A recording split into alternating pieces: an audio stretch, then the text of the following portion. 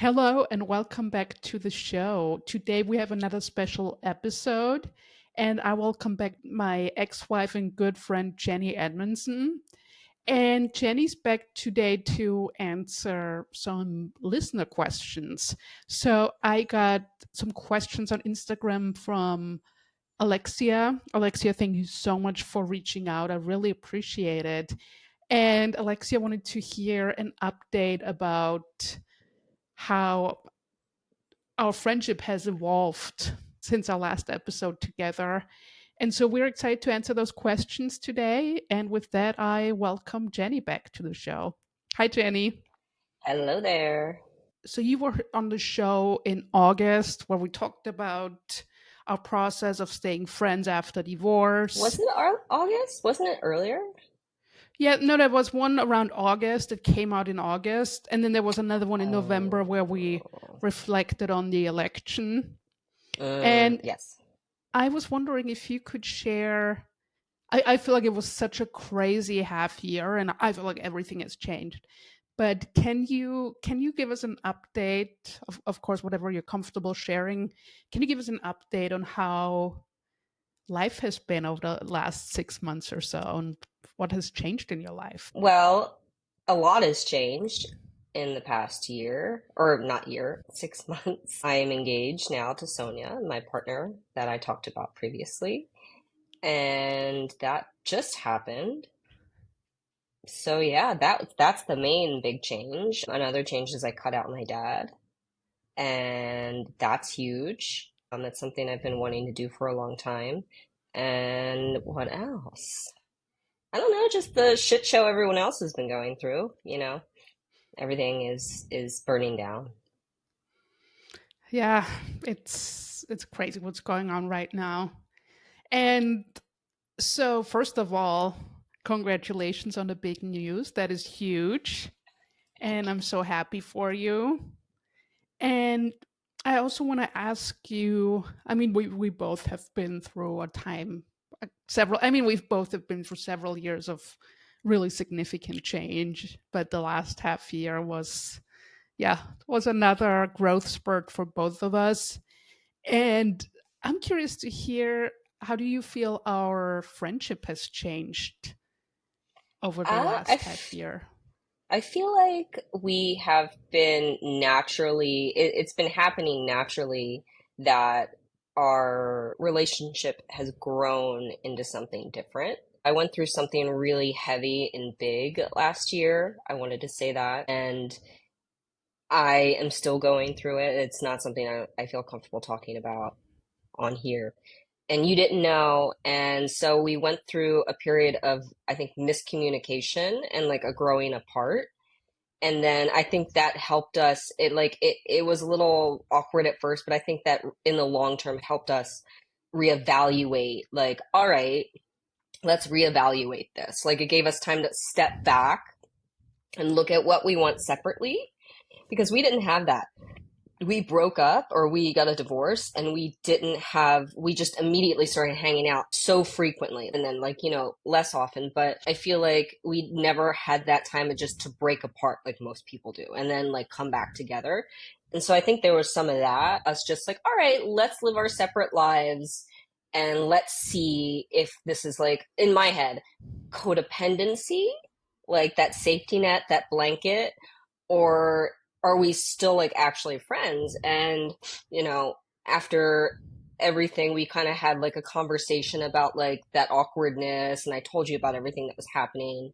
And I feel like that helped our relationship mold into what it's supposed to be a little bit more, like a more healthy, you know, version of it. I think. Like I think we are way more, I don't know, comfortable talking about things that maybe like before we weren't comfortable talking about, like how like certain things made us uncomfortable, or I would rather not do this or do this. And now I think we freely and openly say like, hey, I'm not comfortable with that. Do you mind? Just like it helped us better shape our boundaries, I think. Yeah, I would totally agree with that. And I will also say, because I haven't given an update on my last 6 months or so to listeners, but yeah, it's been a wild ride. Last year was a year full of lessons for me about codependency and the relationships I want in my life. I dated a bit, and that showed me kind of like certain things that I have to work through in terms of my codependency, yeah, our friendship. And I took some time to isolate a bit, had a bit of a hermit phase where I had to really sit with those things. I also went through a friendship breakup that was really, really difficult for me. So around my 40th birthday in November, I really had to sit with some really uncomfortable emotions and also see where they're coming from my childhood, and work through that. And I mean, I'm still working through that. Then I also realized I need to my the relationships and friendships in my life need to change as I'm kind of starting a new chapter, all of the changes of the last several years. And there were like people in my life that I've met here in Oakland who actually had really shown me that they want to hang out more. So I also wanted to think about where I want to pour my energy. And last time I went through a bit of a difficult time, and Jenny and Sonia really, really supported me, and I will be forever grateful for that.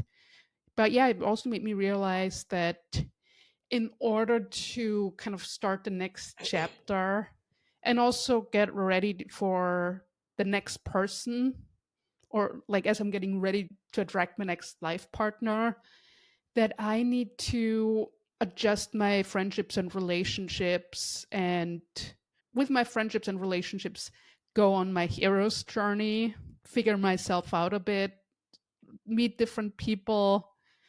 And I'm still in the process. But yeah, this I can truly honestly say I feel like our friendship has changed so much. And I think more so than other people, more than other friends, for us, it's even more important to take time throughout our friendship and really look at the friendship and ask ourselves, okay, is this still the friendship we want? Does it have to evolve? Do we have to take some space apart? And I think this whole situation really showed the importance of that. And I think it also showed me the importance of I don't know if I told you or someone else. It's really like I'm starting to see life more and more like a TV show, like 90210 or something, You did where tell me that. what? You did tell me that, but go on. Yeah, where it's like there's a reason why like on those shows every couple seasons there's like new like friends, new love interests, because we need different people to reflect back like the new versions of us. And I Yes. think for me that was really important too. Yes. Just like take a step back and see like, are we, because I think when you spend too much time with anyone, that's why it's so important that in any relationship, you have time to yourself and time with other people, new people, because you can't just get stuck in a bubble. Like, I don't know, like hear the same things from the same people day in and day out. Your world's not going to grow. Like, tonight I'm taking a collage class at Creative Reuse. Woo! So I'm excited about that. But yeah, like doing things like that, like just like for everyone though. Like don't spend all your time with one friend, one lover, anything. You need to get out there and because you just don't grow. Yeah, that is such a good point. I mean, I've always like friends are super important to me. That's like just so important. And for me, that is as important as a romantic relationship, to be honest. And I think I also realized, okay, now is the time to build a super fulfilling life with like friends, community, hobbies, so that when I meet my next partner, that I have a life outside of that relationship. That's so important. That's so important. Just like for one, getting yourself into a healthy relationship. And if you, God forbid, get into a relationship that's not healthy, you need that support system around you to call you out on things and say, hey, I don't think this is like a good idea. If you're all by yourself and you're isolated, which a lot of people are, you have no one, giving you an objective opinion on the things happening to you and around you. It's dangerous not to have a support system. That is such a good point. Yeah, it is so important. I think we both touched on the boundaries piece, but can you tell me more about your thoughts around how boundaries have evolved in terms of our friendship? I think not feeling like every weekend we have to make plans to meet up. Like in the beginning, Sonia and I said, oh, come over every weekend, bring Sunny, your doggy, um, to hang out with our doggies. And like we made it a thing. So I think, like not making consistent plans to where it's like, oh, every Sunday we do that. Because in my head, that's kind of like, that's very like family oriented. And I view you as family, but I mean like your partner family. So I think one of those like boundaries of like, let's not make standing plans, be more spontaneous. Like just keep it loose instead of that structured. I don't know. I'm not explaining it well, but just yeah, like not having standing plans. That feels very too like partnery, like us making Yeah, those weekly plans to hang out. Like it was just too much. So having some space and time, not spending all the time together. Yeah, just space. Boundaries. Like those are the boundaries we put down, is space and time. yeah. And I think it also had to do so because we also, I guess, like we also had to realize our situations are completely different. You're in a serious, very serious relationship, now engaged. I dated a bit, had some life lessons last summer that really, again, kind of made me go inward and look at certain things that I thought I had addressed, but I had only like scraped the surface. And I feel like you and Sonia really tried to support me emotionally and be there for me, which was, yeah, I'm so grateful for that. But I think we then missed kind of like that exit point where it should have been okay. And now I gotta kind of do other things too. Yes. And I think that's when we both had to reflect on how we want things to evolve. I also realized, wow, like I need to go back to pursuing like my hobbies, like hiking and stuff. And again, hanging out more and pouring my energy into all of these amazing people I've met here who make so much effort. And I'm not putting enough energy into those relationships. So it was really, I think it was hard for both of us. It was uncomfortable, but again, I think it got us to a better place. It was necessary. Like that was the important part of our relationship healing, I think, is giving it time to heal. Because we were fine when we separated. We were great. We had a better relationship than we ever had married. But at the same time, we were still in that routine of like we had friends before, our two friends, I won't name them because I don't want to put them out there, but they stayed living together for years after they broke up, and they had a very codependent relationship. And even though they were genuinely just friends, neither one of them moved on while they lived together. And so I didn't want us to become that. Like, no offense to them. I love you both, but wasn't healthy all. Yeah. Yeah, it's like I think it's also it comes back to we talked about in the first episode we did together. We talked about how growing up neither one of us saw like healthy relationships with our parents and other family members. And I think it also showed us that first of all, yeah, it wasn't as easy and fun as at first we thought it would be. And or at least from talking for myself. And second, it also showed us, yeah, like since we don't have those relationship models, we have a big opportunity to do it our own way. I Yes. remember you saying to me, we can do the divorce our way, but also realizing, okay, there's some boundaries we have to think about. There's room for innovation, but we also got to think about what a healthy relationship looks like. Yeah, like what is it? And it's not even important of what it looks like to the outside world. It's what feels right to you, what feels wrong. You might have certain boundaries that it doesn't bother me, I don't care about, and it doesn't matter. It only matters what makes you feel uncomfortable in a situation, and you have to put up those boundaries. Like you can't think, oh, well, everyone around me, when they get a divorce, they're always angry and yelling. I think some people genuinely just will have a shitty divorce just because they think that's what they're supposed to do. Like all this pressure that, oh, you got to cut him out. No, no, no, no, no. I don't know. And so I think a lot of the times, like, you don't have to make it a messy headache. And I loved what you said about kind of like also thinking about what's right for you and not just for other people. That reminds me, remember that one date I went on? Which one? Right, like after we decided to get divorced. Oh, there was a date that Andrea went on that happened while we were still living together, and we, were planning on getting a divorce, but it didn't go the way you thought it would, and also you weren't ready. Yeah, so the way it worked was Jenny and I at that point were living together in a two-bedroom apartment. So there wasn't anything going on or anything. We were in a two-bedroom apartment, separate bedrooms, and we were really just living as friends. And I was like, once we, yeah, after we decided to get a divorce and we were roommates, I was like, I think I want to go on a date. Because at that point, we were also working with a therapist to help guide us through the process Which of, was amazing. which was like the best idea, yeah.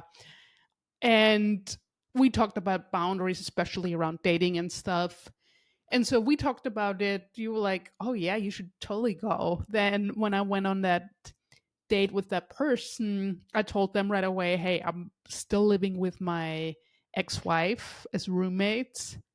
And so this date didn't go anywhere. It was a great person, but that person didn't want to see me again. And I'm not surprised because on the date I realized I am not ready. And the other thing I realized, I talked to my therapist about it after because I was like, I felt like so like I shouldn't be on that date. Something felt like I was be- I don't know if betraying myself is the right way to say it, but like something about It just it didn't felt feel like right morally to you. it didn't feel right to my own morals. And my therapist said, but you talked to Jenny about it, you told that person, so there really is not an issue. You really shouldn't feel bad about that. But then I said to her, but yeah, that's like the thing. And obviously how it feels to other people and their perspectives is important because that's important boundaries. But I said, this is a situation where it's, I think, more about my own integrity, that Hmm. I feel like it's against my moral values. And that has to do with my past, my parents' divorce, lots of different factors. But yeah, I realized I also have to be in integrity with myself, and it has to feel right for me too. So that was another really important learning. Also, I think it was probably just your gut, like a way for your gut to tell you, I'm not ready to date yet. Like, not even integrity. It's just like, it's not time. I'm not ready. I'm still living with my ex-wife. Anything that comes up now, and you said you don't like dating. You're not a dater. You're not in for like one night stands or light things. Like you want a partner. And so you knew logically you weren't going to find a partner in that scenario. No healthy person is going to gravitate towards someone who's still living with their ex-wife and still sorting things out. And so you just knew that instinctually. And yeah, I was very amused by all of that. And I even before we decided to get divorced, I remember we went out to eat pizza. I remember I said like, we never really have sex. Like, and I'm the only person you've really like, don't you miss it? Don't you want to go out there and like, I'm giving you a hall pass. I even gave you a hall pass, and you're like, no, that's not for me. Ah, yeah, because we were like, oh, if this is not too intimate, let me know if this is too intimate. I'll cut it No, out. let's be But intimate with the people that are listening because they want you guys want real stuff. And this is real, we're all adults. that was like during the period when we were still thinking about like, are we getting a divorce or not? And you were like, yeah, if you need to try yourself out for a bit and just see other people, I'm totally open to that. And I was I like, was no, like, oh, shoo. but I was like, no, I don't want that. I want to like meet my next person. I'm not a casual dater. And obviously you got to date a little to meet that next person. But I deleted my dating apps. And I asked a friend of mine for some dating advice because I was like, the apps are not working for me. I don't know what I'm like. It makes me overwhelmed. So I was like, give me some advice. And she was like, just focus on really like being your most authentic self, really loving yourself, and really go for your interests, niche interests. And that's how she met her boyfriend. And so I was like, yeah, I've deleted the dating apps and focusing on loving myself and building a good life here. And I think when it's the right time, I'll either like meet the right person or intuitively the next step will come to me.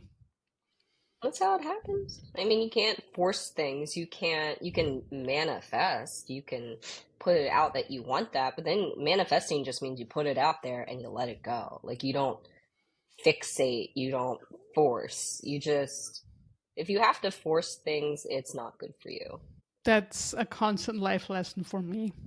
Yeah. Yeah, you gotta, because you get impatient. I know, like, you get very impatient, and it's just one of those things. You just have to let yourself remind yourself that, if it's meant to happen, it's going to happen. Just enjoy your life, and in the process of enjoying it, you will find someone that's going to enjoy the same life you want. Because I found in my like experience that right before you meet a good partner, or one that's going to be a long-term partner anyway, you are single and you are super happy being single. That moment you finally accept you're single and you're out there having fun, enjoying yourself, that's when I, anyway, end up running into someone. I'm like, oh shit, I was just having fun. And now look at this. It's never when I'm like, ooh, I want to go out and, you know, not that I've ever been that way, but yeah, it's right before, like, when I'm just enjoying myself, and then wham, then it happens. And that's why the dating apps don't work for me because of my impatience. So yeah, I'm focused now on loving myself, living a good life, hiking a lot, and doing my best to not think about the political climate so much. It's a good way to be. Just one moment at a time. And so another question that our listener Alexia had was how, when you first started seeing Sonia and evolved that into a serious relationship, how did you explain our friendship to her? Very direct, very soon. Early on in the relationship, before it was even a relationship, like we were just friends. That's the other thing. Be friends first. Get to know someone on a friendly level. Don't get to know someone based on you want to get inside their pants. If you want a long-term relationship, if you want to get in their pants and that's it, have fun. Anyway, get to know someone on a friendly level, and also just be very honest. That's like when you want to be your most honest, is in the beginning of a relationship. Because if you're pouring your heart out and you're being vulnerable and you're saying, this is what my life is about, this is who I am, this is who is in my life, and that's not going to change anytime soon, and then if the other person accepts it, you have to accept that they accept it, and believe that they accept it, and then just go from there and trust that if it's meant to work out, it will. And so early on, I was upfront. I said, my ex-wife is right now my best friend. We're like family, and they're not going anywhere. And Sonia was fine with it. By fine, I mean, not, of course, like, they're human, they have emotions, and there was some hesitation and, feelings of what's like uncomfortable. Like, but that's normal. And those are things we talk through, and yeah, just like communicate. Yeah, and I think it's interesting because it also reminds me of the piece that you said earlier. You gotta like be respectful of the other person's perspectives and stuff, but also check in with yourself. And Yeah. that I realized that from my end too, because there were moments when like we were talking about boundaries and stuff, and you're like, "Oh, Sonia doesn't care," and I was like, "Oh, but I do care," and I gotta again stay in integrity with myself. And I'm also curious. So, because this is another question that our listener asked, is how. and I think we touched on this a little bit, but how important do you feel it was for us to move into our separate places once we decided to get a divorce? Well, like we were talking about earlier, our two friends who stayed living together, it it was great. They really loved living together. They were happy. But at the same time, it's kind of like they put their lives on pause for a few years while they were living together. And I think that can happen if you decide to stay in the same house. You know, financially, it's smart. You know, the economy is crazy, and you got to do what you got to do. But if you can move out and you can live alone or move in with other roommates, you're going to be able to move on faster and easier. And so is the other person. Like, you don't want to become codependent and kind of trauma bond through your own divorce. Like, there's that danger too. It's about finding, ways to handle things alone without that support from a partner who's going through the same thing. Like, not holding on, like two drowning people holding on to each other, trying to get to the top. It's like, you got to get up to the top by yourself first. It's so true. And I mean, and I we talked about it on the first episode we did together. So after we decided to divorce because we still had a lease and neither one of us wanted to rent a two-bedroom or pay for like a two-bedroom. And so we had a lease for another half year, and that's when we decided to move into our own separate bedrooms but live together for another half year. And I mean, that was, we had the best time. We had so much fun. We had, I mean, it was almost like a It was a party, as slumber in, party. It was a slumber party. yeah, like a slumber party where at the end of the night we went into our separate bedrooms. We had so much fun. We danced together in the living room. We really made it a good time. But I think, just talking from my view, is like once it was ready to go and move out, I was definitely sad. And I was like, oh, this was so much fun, but I was also ready. Like, I knew, okay, in order for me to start my next chapter, this has to happen. So it was kind of like, there would have been a lot of reasons to keep living together. Yeah, including finances, and just because I'm sure we would have made it a lot of fun. But I think it Yeah. was also, do we stick to what's known or do we walk towards growth? And we had to walk towards growth. And for me, after, not just after the divorce, but all of the things that I've worked through and continue to work through for the last several years, I needed time by myself in my own space to kind of get to know the new version of me again. And a lot of that time I lived in my sweatpants and really and like just did a lot of reflecting, because yeah, I definitely needed that time to get to know that new version of myself, if that makes sense. Yeah, and I think like it's fine to live together, but we had fun because we knew it was going to come to an end at some point. Like, it wasn't this like agreement that we're just going to stay living together. We knew it was for a certain amount of time, and that, like, having that structure and that plan, like a plan in place. Like, okay, we stay together for 6 months and then we move out and da, da, da. Like, it made things feel safer to me anyway. Just like, all right, like knowing what's going to happen, not like, well, let's live together and see what happens. Like, that would terrify me because I don't like the see what happens thing. I need structure, so I think that also helped, like knowing that there was a plan. It gave some boundaries and rules, like that feeling that there were, we're not just gonna see what happens. We were gonna have, a plan of action. Yeah, and I think we both, I mean, obviously I can only speak for myself, but I know for me, I grew up in an environment where it didn't have a lot of boundaries and structure. So now it is like super important to me to have like boundary structures around my relationships and in my life, because it makes things feel like safer. Yeah. Yeah, definitely. But yeah, I would not recommend living with your ex unless you financially have to or there's some other reason. Yeah, and I also, I just want to mention again, we're not therapists, we're not yeah, we're not experts, we're just talking based on our own experience, but I would definitely agree with that.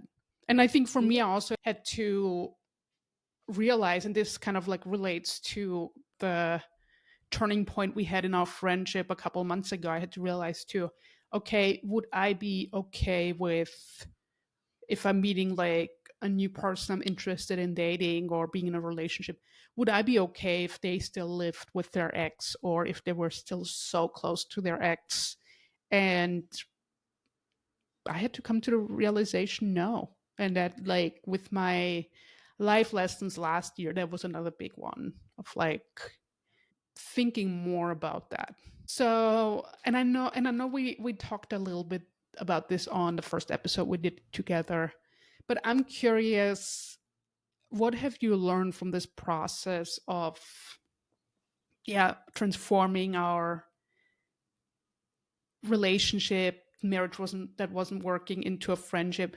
What have you learned from that experience that you brought into your new relationship?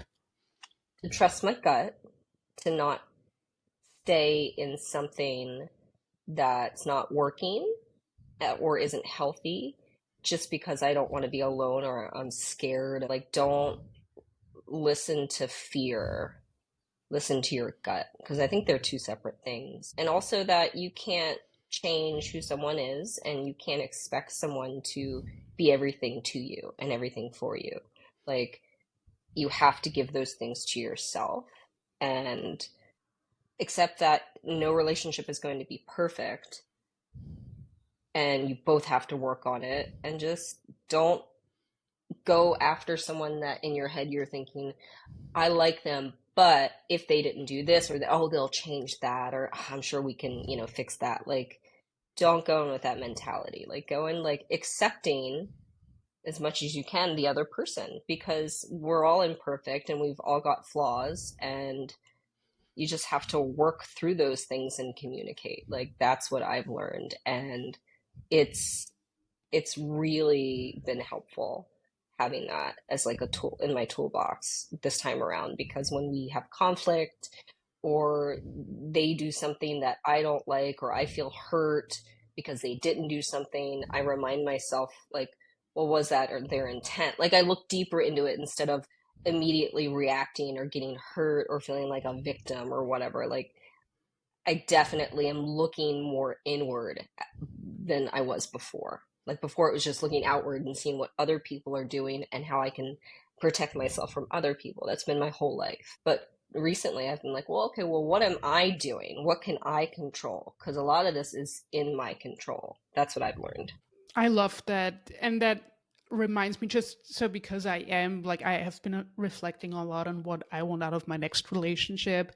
And like two different things that came up for me is, first of all, after our divorce, I came up with this really long list of like any like specific details about what I'm looking for in a person. But more recently, I realized it's not about like finding someone who checks off most of those boxes, but really it's about certain core qualities of like, someone needs to have a good heart, be really invested in working on themselves, and they're invested in growing the relationship, because finding someone you're attracted to and that checks off all the boxes is one thing. But yeah, then finding someone who's also then willing to do the work necessary to take it from like dating to an actual relationship where both people can grow is two different things. And the other thing that I came to realize too, that's important too, is like someone, and that was like a growth edge in our relationship that we really had to work on. But with my next relationship, now that I'm older and hopefully a little wiser, really like being with someone who doesn't see every fight or every conflict in the relationship as like, oh, I am right and you're wrong, making it about being right and wrong, but more about finding someone who realizes, okay, this is a relationship. We're supposed to be a team. We are supposed to Yes. both want this to work. So Right. being invested in like working on things as compared to, yeah, making it again about being right or wrong. People with big egos, like stay away from them. The people that cannot, like early on in the relationship, if someone has a big problem with hearing no or saying I'm sorry about even little things, I think that's a big red flag. Like you have to be with someone who doesn't care about this isn't like a winning. That's most people do that though. Like most people get into arguments with the just goal of winning the argument. They do not care about the other side or what the other side even has to say.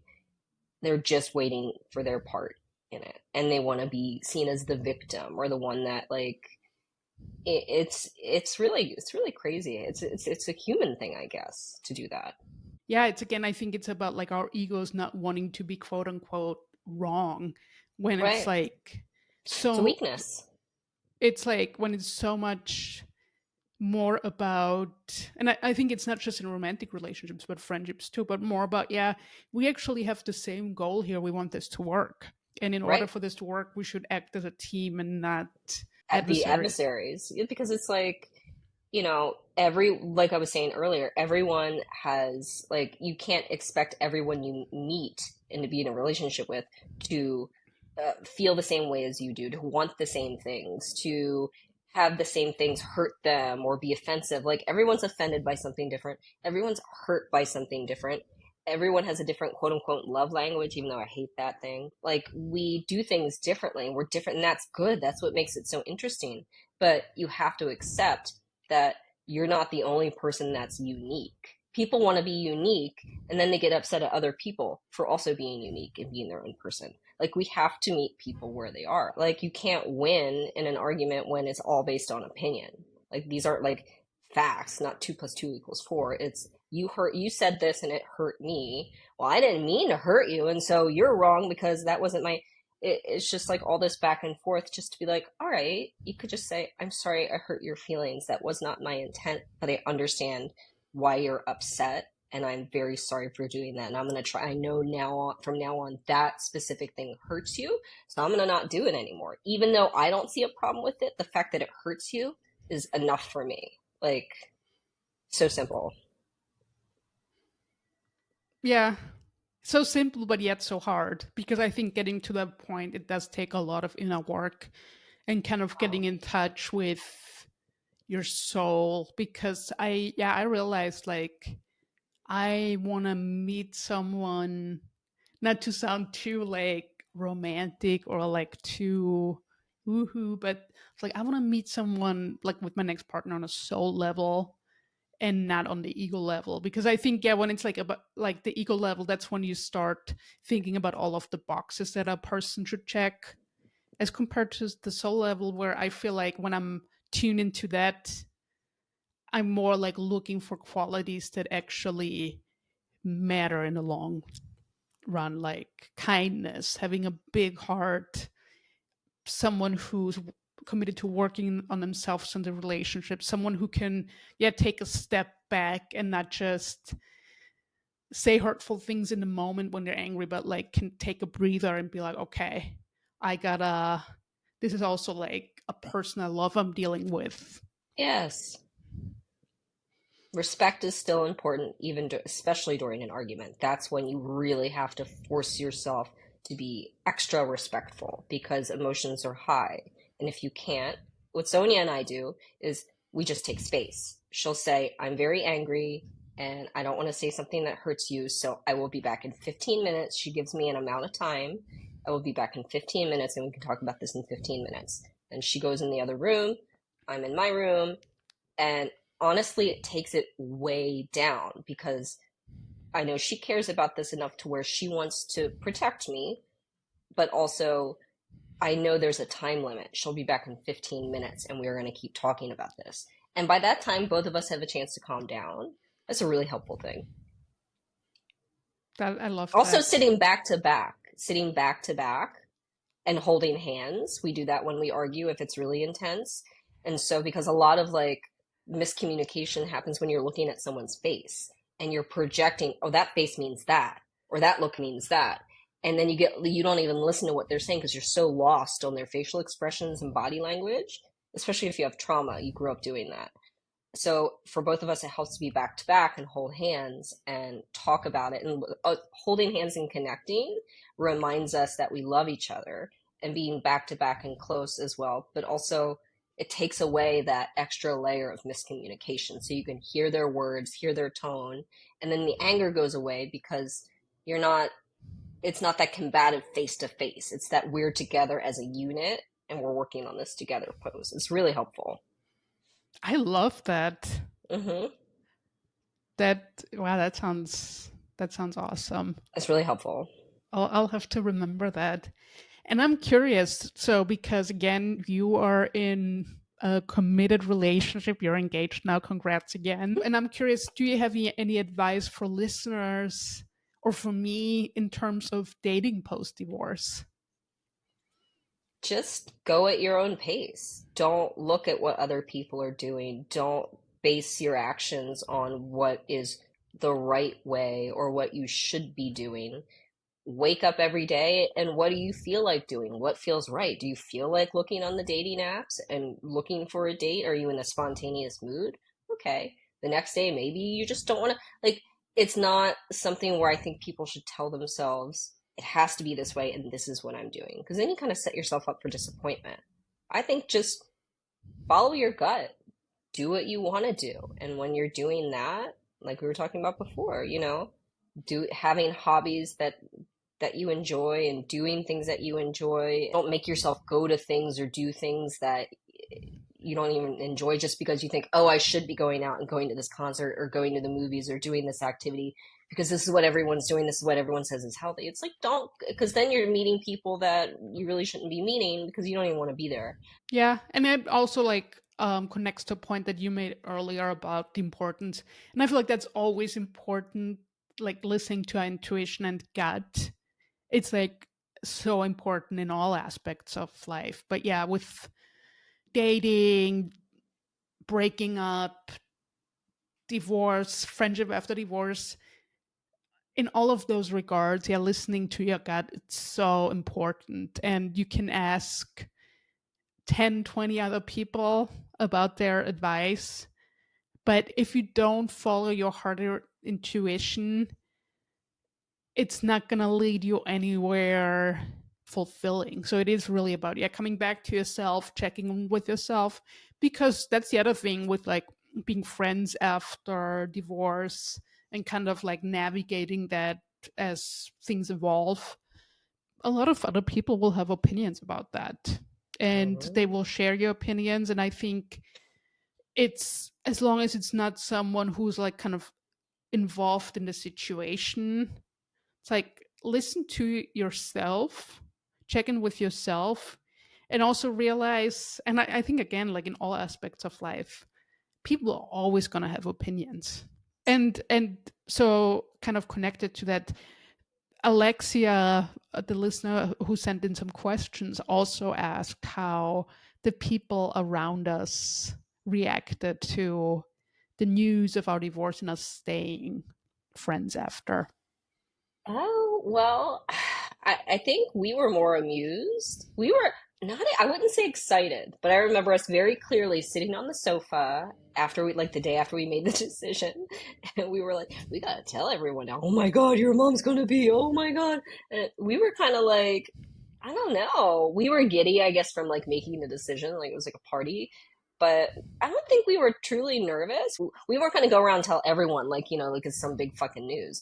But we wanted to tell the people that were important in our lives, and we either knew they were important enough that they're not going to care or judge us, or the ones that we had to tell that were close that would judge us, we didn't give a shit either. Like, fuck you. Really, you can't give a shit what anyone else thinks because, like we just said, people are going to have opinions, and an opinion is just that. It's an opinion. It's not a fact. So you got to go with what feels good to you. Like, do whatever you want to do. What feels comfortable for you is the most important. I love it. And so before I ask you a few new questions that I ask all of my guests, is there anything else you want to add for listeners? Anything else that you want to mention? Oh, yeah, Alexia, if you want to reach out to me, please feel free. Anyone, really. If you have questions, you don't have to just contact Andrea. You can also ask me.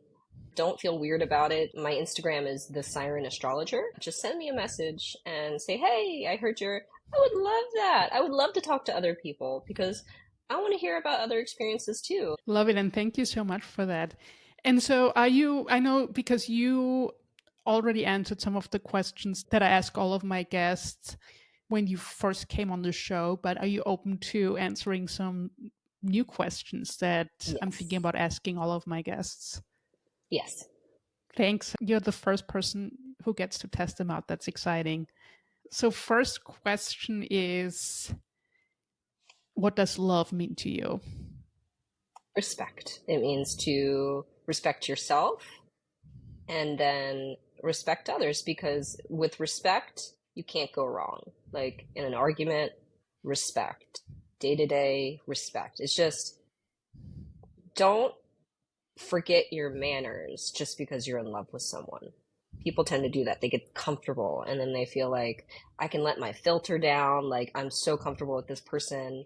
Because you'll see some people will be in a relationship and they'll be so disrespectful to their partners and not really think about their partners. But with other people, they're very like, "Ooh, I got to make sure."